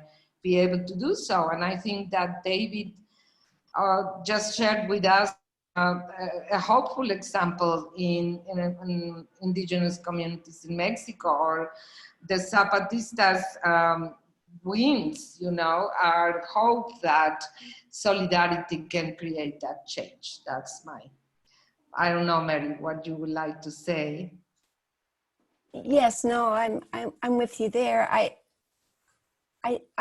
see the problem that you're talking about, Cliff, the huge problem. You know, I don't know what to add beyond creating networks, policy, and joining in social movements. That's really what we have now. To that, I would probably add the need for us all to be redistributing our resources, but that has to happen not only at a personal level, but, you know, across institutions as well. Yeah, it seems to me that for effective struggle against external hostile powers, you need a very strong group solidarity.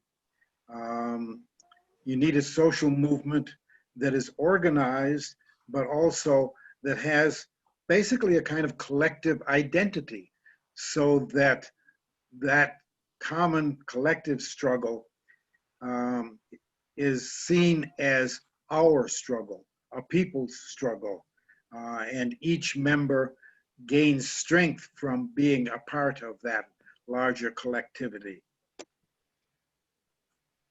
There's a Mexican philosopher named Bolivar Echeverria who argues that if you were to imagine the ideal participant in a capitalist economy based on need delayed until you survive and become a servant of another person to their benefit, that person would be white in color.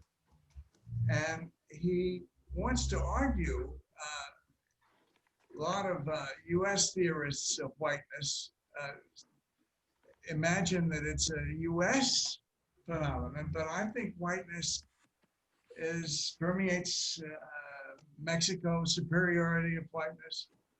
And one way of doing a global solidarity would be against the whiteness of capitalism, the way it generates white elites in all sorts of countries and in all sorts of circumstances.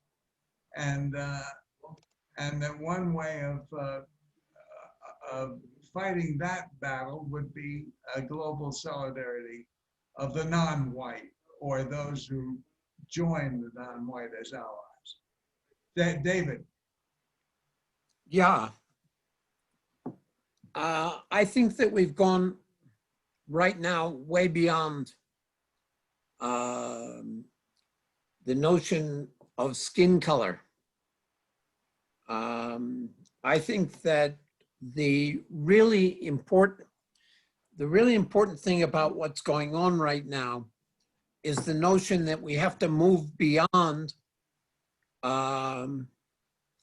if you want to continue to use colors, white epistemologies, or what is now being discussed, and the way we're talking about it is colonial epistemologies. The need for a new epistemologies, and I want to emphasize that I am talking about it in the plural. It is not where I think we've actually moved way beyond, for example, what Boaventura de Sousa Santos said when he talked about the epistemology of the South. I think that now we have to understand that there are many epistemologies, and that those epistemologies are firmly rooted in social and environmental structures that leave many Western academics absolutely unprepared. Because first of all, the Western, many of the Western ideas are founded in the notion of a society abstracted from nature.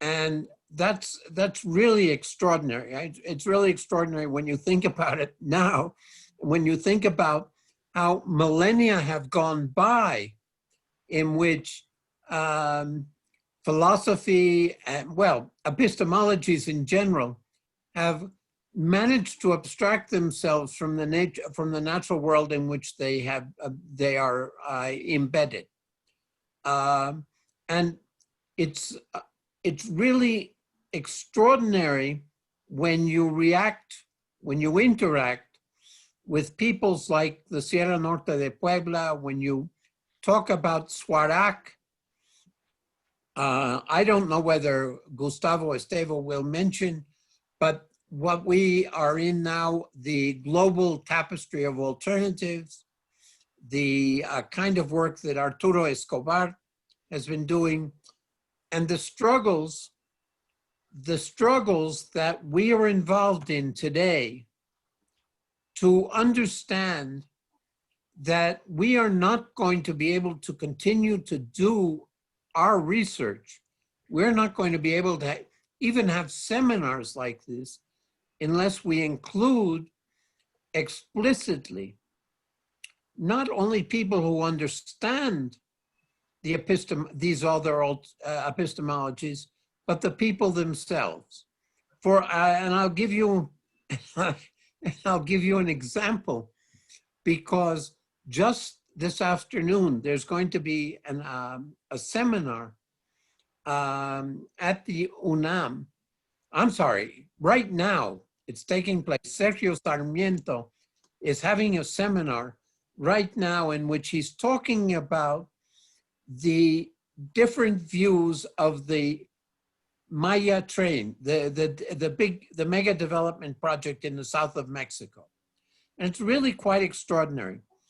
A friend of mine who is a leader of the indigenous movements there said, it will be very interesting to see what the paid spokespeople of my communities are going to say in the face of the kind of grassroots vision of there is no way that we're going to live with this project. One way or another, either the project will kill us or we will stop the project. And that's very, very interesting, because Sergio Sarmiento, who Bob and Cliff, I presume you both know him, a very reputed, highly reputed sociologist at the UNAM, is leading this seminar, and yet he has put himself in the mouth of the lion, so to speak, because the Mayan people are going to reject this kind of approach to understanding. I have to admit, I don't know enough about the Maya train issue to speak on that. Perhaps no, there's no reason why you should. The Maya train issue is, you know, a 1,500 kilometer machine for building development in the neoliberal model, for building capitalist development, reinforcing capitalist development, but going through the whole Maya territory, and combining that with the new effort of the United States to break off relations with China. It is becoming a magnet for a new center for maquiladoras in the Istmo of Tehuantepec. And it's really an extraordinary vision. I mean, it really is an extraordinary vision. The president has an idea of how to develop the country, but that idea might have come out of Harry Truman in the Marshall Plan, rather than anything that we could be talking about in the Center for Global Justice.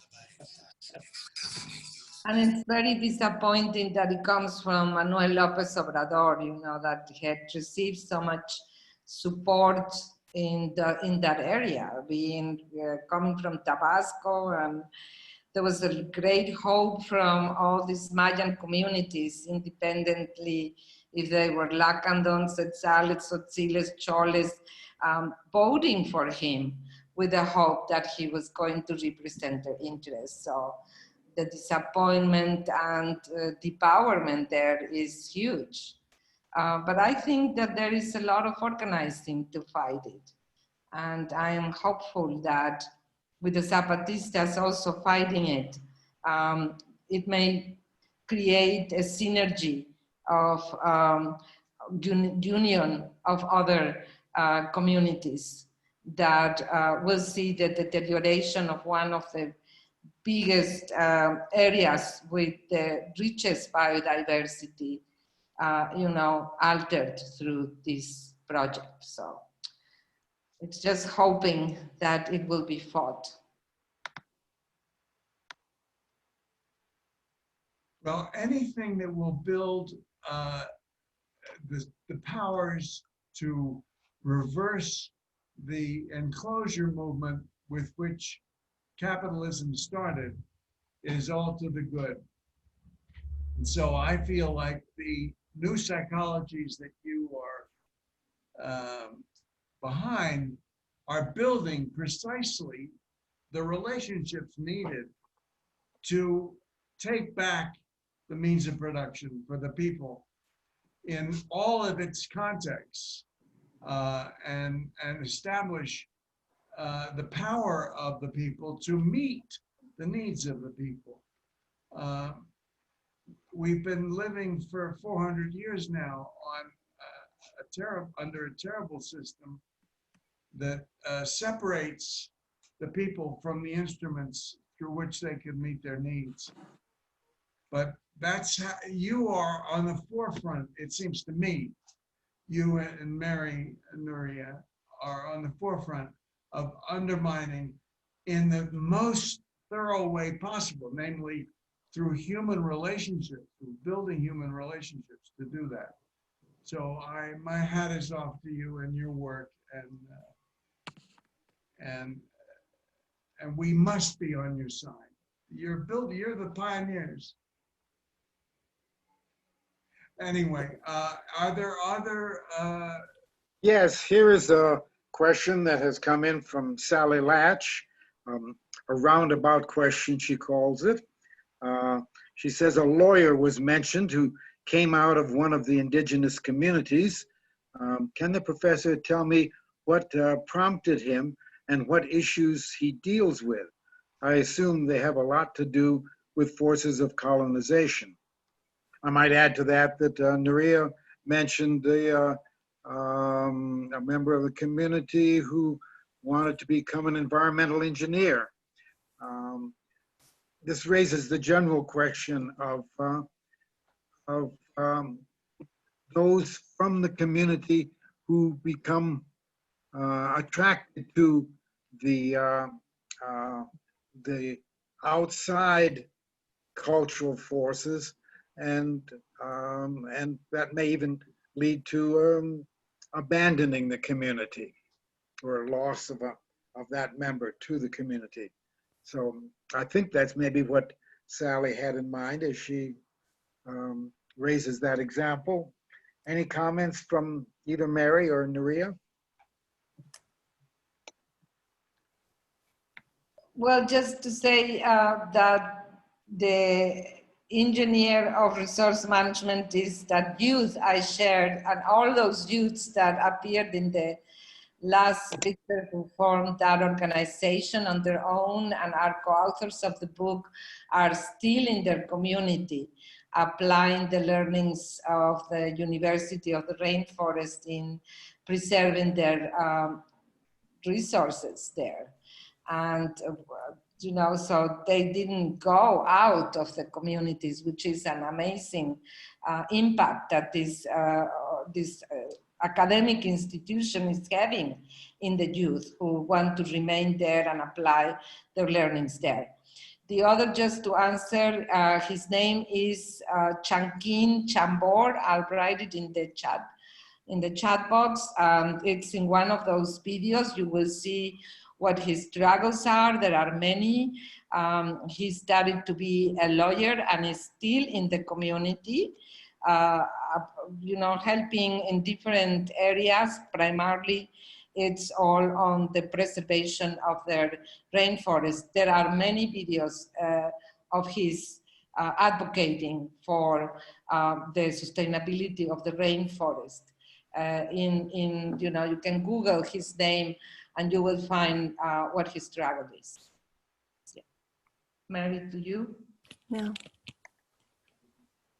I think we may have reached a good point to suspend our debate until another time and place. Please, David. I just want to make a point.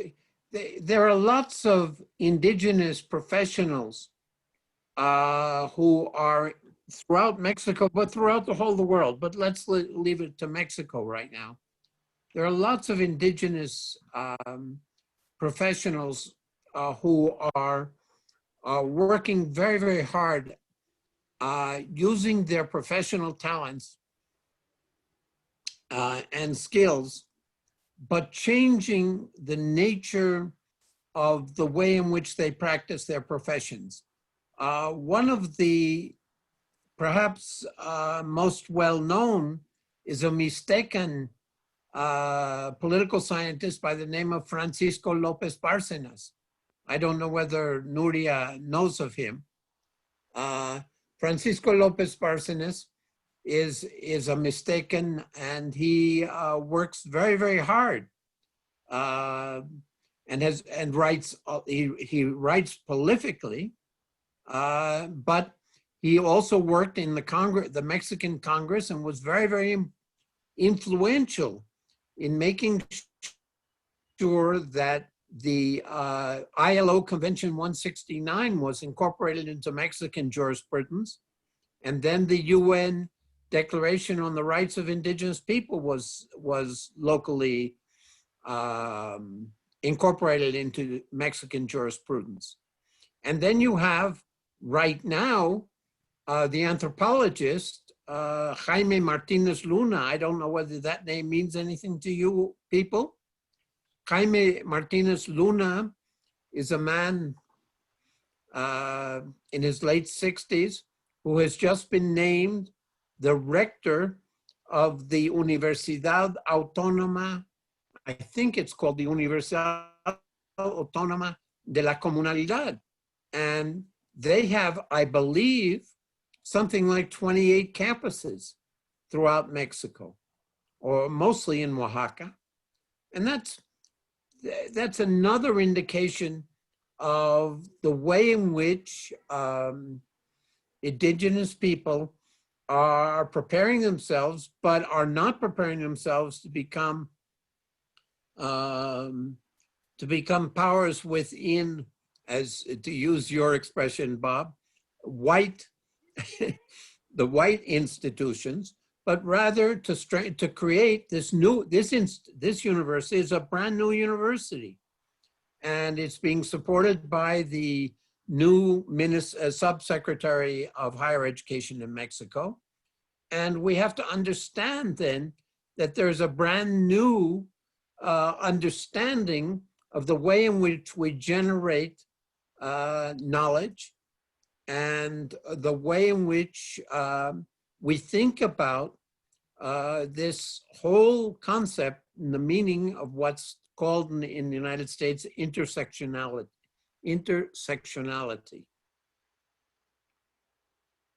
Here in Querétaro State, there has been an opening of a branch of the Contabilidad y Cooperativismo program at the UAC, Universidad Autónoma de Querétaro, in Amialco, in the corner of the state of Querétaro that is most populated by indigenous groupings. And they're training indigenous folks to be consejeros, organizers of cooperatives, worker cooperatives under the law, and that's going along, and it's successful. And so I see what you mean. There is a move, especially of university folks, to meet its responsibility in providing options for non-systemic fomenting options for Indigenous people, like the ones that Nuria and you are talking about. Bueno. Okay. Where are we, dear friends, dear comrades? Well, thank you for the opportunity to be in conversation with you all. I really enjoyed it and wish you well on this series. I'll tune back in. It's a great idea. Yes, likewise. Thank you very much for inviting me. Muchas gracias y con mucho gusto de saber que hay cómplices Sí, en México. muchos. Ajá. En apoyando tu trabajo y la de Mary. Bye bye. Bye bye. Thank you. Adiós, amigos. Nice meeting you all. Gracias, David. Qué bueno conocerte. Oye, qué gusto ver tu cara. Sí, igualmente, Qué ojalá bien que te escribí. estemos en contacto. Ahí estaré en octubre 12. Ah, ya. Me mandas la información. Pero no en México profundo. Pero va a ser por Zoom también, ¿no? Sí, va a ser en Zoom. Perfecto. Así todos podemos atender. Me mandas la información. Estaremos dando clases ese día y conectaremos a los estudiantes, si nos permiten, en esa ¿Los conferencia. estudiantes hablan español? Algunos, Bueno. sí. Gracias. Cuídense. Hasta pronto. Gracias. Hasta Mucho pronto. gusto. Adiós, amigos.